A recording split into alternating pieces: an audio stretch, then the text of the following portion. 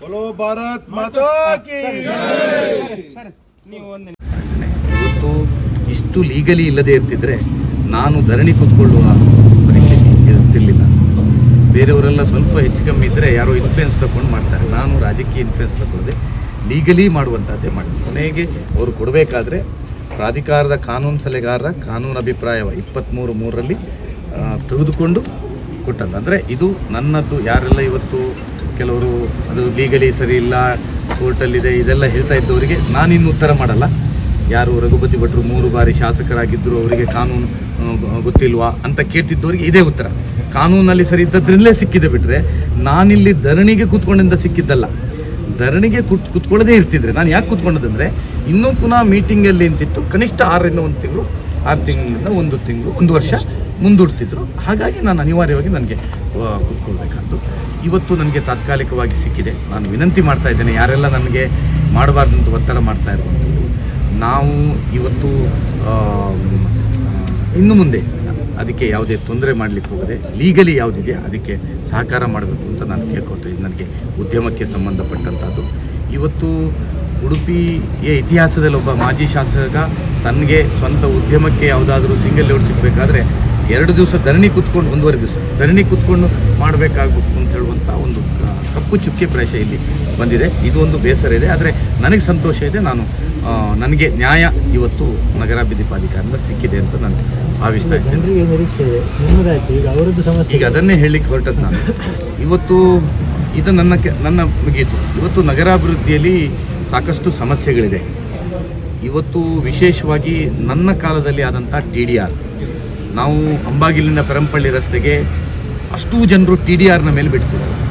ಇದು ಜಿಲ್ಲಾಧಿಕಾರಿಗಳ ಅಧ್ಯಕ್ಷತೆಯಲ್ಲಿ ಎಲ್ಲ ಜಿಲ್ಲಾ ಮಟ್ಟ ಅಧಿಕಾರಿಗಳು ಇಟ್ಕೊಂಡು ನಗರಾಭಿವೃದ್ಧಿ ಪ್ರಾಧಿಕಾರ ನೋಟಿಫಿಕೇಶನ್ ಮಾಡಿ ನಗರಸಭೆ ಮಾಡಿ ಜಂಟಿಯಾಗಿ TDRನ್ನು ಮಾಡಿತ್ತು. ಫಾತಿಮಾ ಚರ್ಚ್ನವರು, ಸಂತೋಷ್ ನಗರ ಮಸೀದಿಯವರು, ಎಲ್ಲರೂ ದೇವಸ್ಥಾನದವರು, ಎಲ್ಲರೂ ವಿಷ್ಣುಮೂರ್ತಿ ದೇವಸ್ಥಾನದವರು ಎಲ್ಲರೂ ಜಾಗ ಸಣ್ಣ 3 ಸೆನ್ಸವರು ಜಾಗವನ್ನು ₹1 ಪರಿಹಾರ ತೆಗೆದುಕೊಳ್ಳದೆ TDR ಕೊಡ್ತೇವೆ. ಆಗ ನಾನು ಶಾಸಕನಾಗಿದ್ದಂಥ ವಿಶ್ವಾಸದಿಂದ ಬಿಟ್ಟು ಕೊಟ್ಟಿದ್ದಾರೆ. ಇವತ್ತು 3 ವರ್ಷ ಆದರೂ ಅವರಿಗೆ TDRನ್ನು ಕೊಡಲಿಲ್ಲ. ಏನು ಹೇಳಿದ ಕೂಡಲೇ ಅದು ಈ ಖಾತಾ ಆಗಬೇಕು, ಅದಕ್ಕೆ ಖಾತಾ. ನಾನು ಇರುವಾಗ ಕನ್ವರ್ಷನ್ ಆಗಬೇಕು ಹೇಳಿದ್ದಕ್ಕೆ 15 ಮೀಟ್ರು ನಿಮ್ಮ ಕಾಯಿನ್ ಸರ್ಕಲಿಂದ ಅಂಬಾಗಿಲ್ ಸರ್ಕಲ್ವರೆಗೆ ಒಂದು ಕನ್ವರ್ಷನನ್ನು ಮಾಡಿಕೊಡ್ತೇವೆ. ಇನ್ನು ನೆಕ್ಸ್ಟ್ ಅದಕ್ಕೆ ಹೋರಾಟವನ್ನು ಮಾಡಬೇಕಾಗಿದೆ. ಮುಂದೆ ಇಲ್ಲಿ ಏನು ಹಕ್ಕುಪತ್ರ ಸಿಕ್ಕಿದಂಥದ್ದಿದೆ, ಸರ್ಕಾರದಿಂದ ಹಕ್ಕುಪತ್ರಗಳು ಸಿಕ್ಕಿದೆ. 5 ಸೆನ್ಸು 3 ಸೆನ್ಸು 1 ಸೆನ್ಸು ಹಕ್ಕುಪತ್ರಗಳು ಕೊಟ್ಟಿದೆ, ಸರ್ಕಾರವೇ ಕೊಟ್ಟದ್ದು. ಅದಕ್ಕೆ ಈಗ ಲೇಔಟ್ ಪ್ಲ್ಯಾನ್ ಆಗಬೇಕು ಅಂತ ಹೇಳ್ತಾ ಇದ್ದಾರೆ. ನೋಡಿ, ಇಲ್ಲಿ ಒಂದು ಮಧ್ಯದಲ್ಲಿ ಜಾಗ ಇರ್ತದೆ, ಸರ್ಕಾರಿ ಜಾಗ, ಯಾರೋ ಒಬ್ಬ ಅಕ್ರಮ ಕೂತ್ಕೊಂಡಿರ್ತಾನೆ. 94C ಕೊಡ್ತಾರೆ 1.25 ಸೆನ್ಸ್, 3.25 ಸೆನ್ಸ್, 2.25 ಸೆನ್ಸ್ ಎಲ್ಲ ಕೊಟ್ಟದ್ದು. ಅವ ಯಾವತ್ತೋ ಒಂದು ಮನೆ ಇರ್ತದೆ.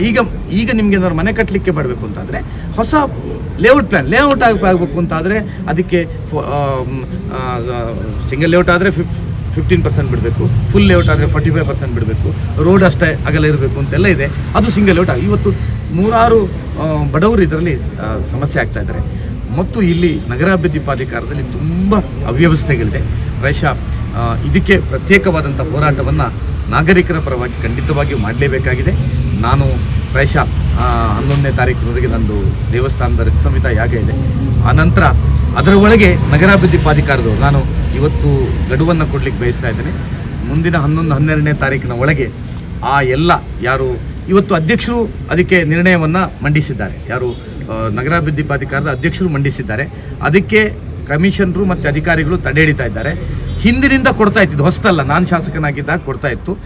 ಆ ಸಿಂಗಲ್ ಲೇಔಟು ಅಂತಲ್ಲ, ಯಾರು ಬಡವರು ಹಕ್ಕುಪತ್ರ ಸರ್ಕಾರ ಕೊಟ್ಟದ್ದು, ಯಾರೋ ಖಾಸಗಿಯವನು ಇದು ಮಾಡಿದ್ದಲ್ಲ, ಯಾವುದು ಲೇಔಟ್ ಮಾಡಿದ್ದಲ್ಲ, ಸರ್ಕಾರ ಕೊಟ್ಟಂಥದ್ದಕ್ಕೆ ಇವರು ಸಿಂಗಲ್ ಲೇಔಟು ಅಂತ. ಸಿಂಗಲ್ ಲೇಔಟ್ ಕೊಡೋದಾದರೂ ನಿಯಮಾವಳಿಯನ್ನು ಸಡಿಲಿಸಿ ಅದಕ್ಕೆ ಕೊಡಬೇಕು, ಅದನ್ನು ಮಾಡಬೇಕು. ಇಲ್ಲದಿದ್ದರೆ ಈ TDR ಮತ್ತು ಇನ್ನಿತರ ಹೋರಾಟಗಳ ಬಗ್ಗೆ ಖಂಡಿತವಾಗಿ ನಾವು ಹೋರಾಟ ಮಾಡುವಂಥ ಅನಿವಾರ್ಯತೆ ಇದೆ ಅಂತ ನಾನು ಹೇಳಲಿಕ್ಕೆ ಬಯಸ್ತೇನೆ. ನಾನು ಸಲಹೆ